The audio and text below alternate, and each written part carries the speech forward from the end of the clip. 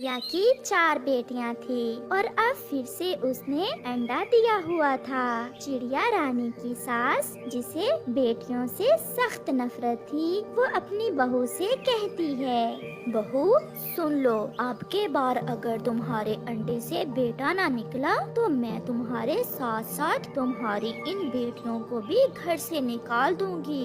माँ जी, इसमें मेरा क्या दोष है? बेटा या बेटी ये तो ऊपर वाले की देन है। मुझे मेरे घर का वारिस चाहिए, मुझे और कुछ नहीं पता।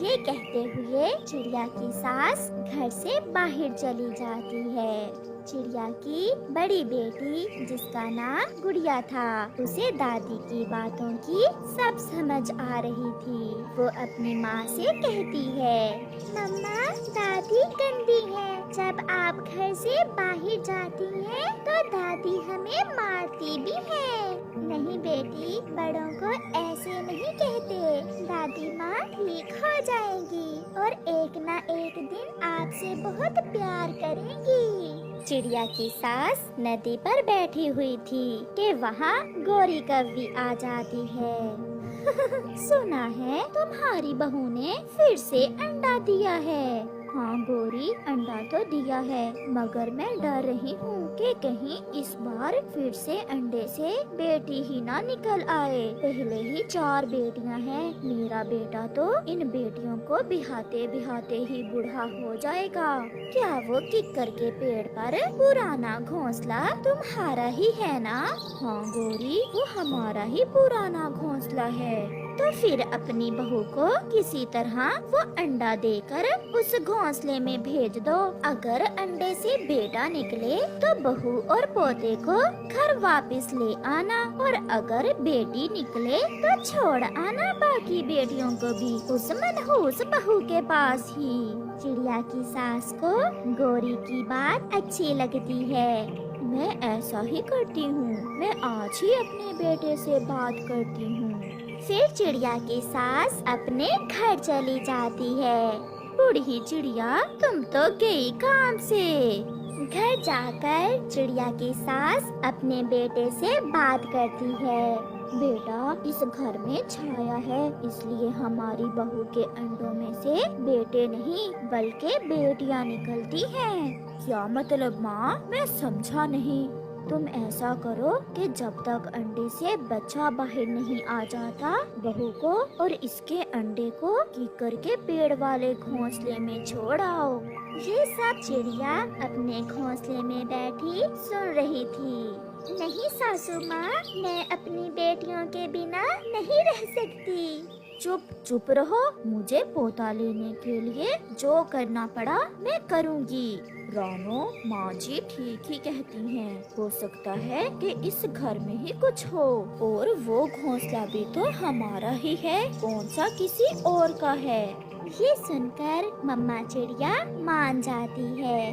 अगर आप दोनों की खुशी इसी में है तो फिर मुझे और मेरे अंडे को छोड़ आए वहाँ।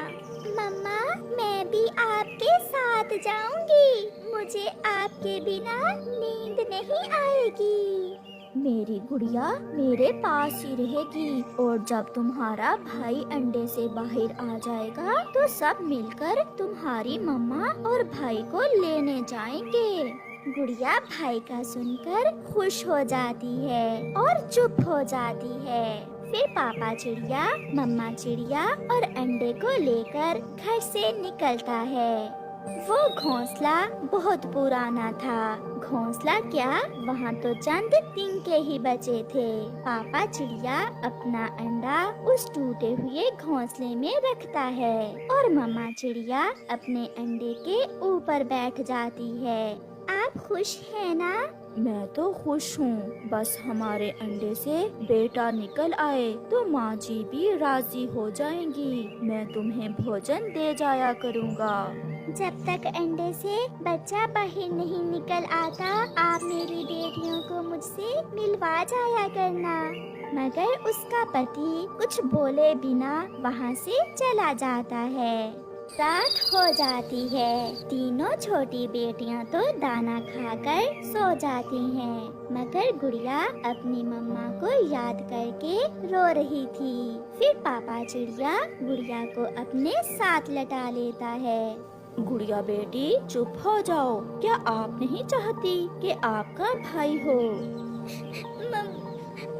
मुझे भाई के आने की बहुत खुशी है।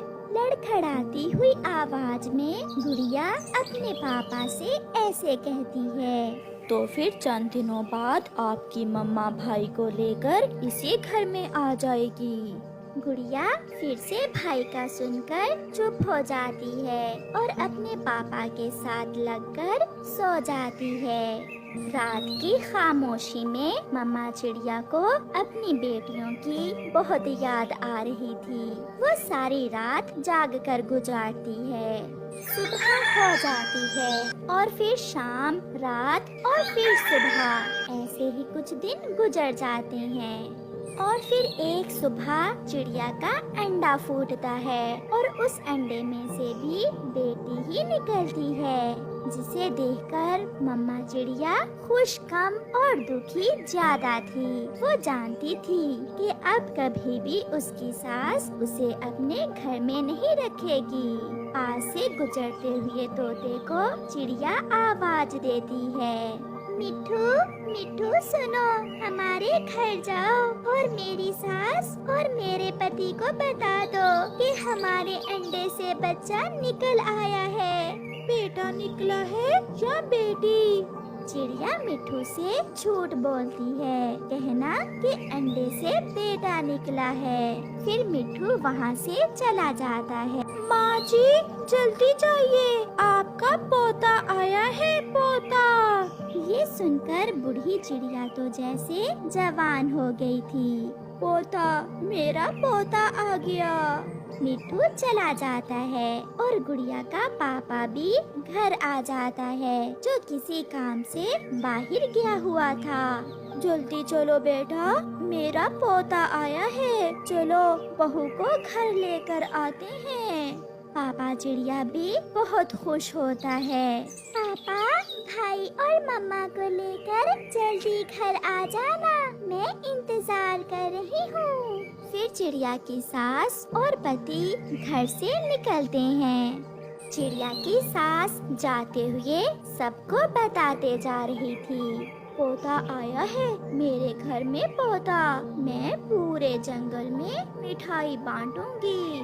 फिर वो दोनों किक्कर के पेड़ पर पहुंच जाते हैं। आप आगे, उस दिन के बाद आप वापस लौटकर ही नहीं आए। बहू, ये तो बेटी है, मिठू बता रहा था कि तुम्हारे अंडे से बेटा निकला है। माँ जी, अगर मैं मिठू से बेटी का कहती तो शायद आप ना आती। मनहूस, तुम भी मनहूस और तुम्हारी सारी बेटियां भी मनहूस। चलो बेटा, मैं तुम्हारी दूसरी शादी कर दूंगी। चिड़िया का पति खामोश था, जिसकी खामोशी बता रही थी कि वो भी बेटी के आने से खुश नहीं है। मुझ पर रहम करें, मुझे ऐसे छोड़कर ना जाए, मैं कैसे रहूंगी अपने बच्चों के बिना। मगर चिड़िया की सास और पति वहाँ से चले जाते हैं। दूसरे दिन मिठू तोता चिड़िया की चारों बेटियों को लेकर चिड़िया के पास आता है, जिन्हें देख मम्मा चिड़िया बहुत खुश होती है और अपनी बेटियों से बहुत प्यार करती है। आपकी सास मुझे रास्ते में मिली थी और उसने तुम्हारी बेटियों को तुम्हारे पास भेजा है। मिठू वहाँ से चला जाता है। मम्मा, मम्मा, दादो ने हमें घर से निकाल दिया था। मैंने कहा था कि दादो गंदी हैं। चुप कर जाओ मेरी जान, आपकी मम्मा है ना। फिर मम्मा चिड़िया अपनी बेटियों के साथ उसी घोंसले में कुछ दिन गुजारती है और फिर थोड़े दिनों बाद गुड़िया और मम्मा चिड़िया मिलकर घोंसले की मरम्मत कर लेती हैं। चिड़िया अपने बच्चों के प्यार में खो जाती है और सब भूल जाती है कि उसके साथ उसकी सास और पति ने क्या किया था। रानो चिड़िया की सास अपने बेटे की दूसरी शादी कर देती है।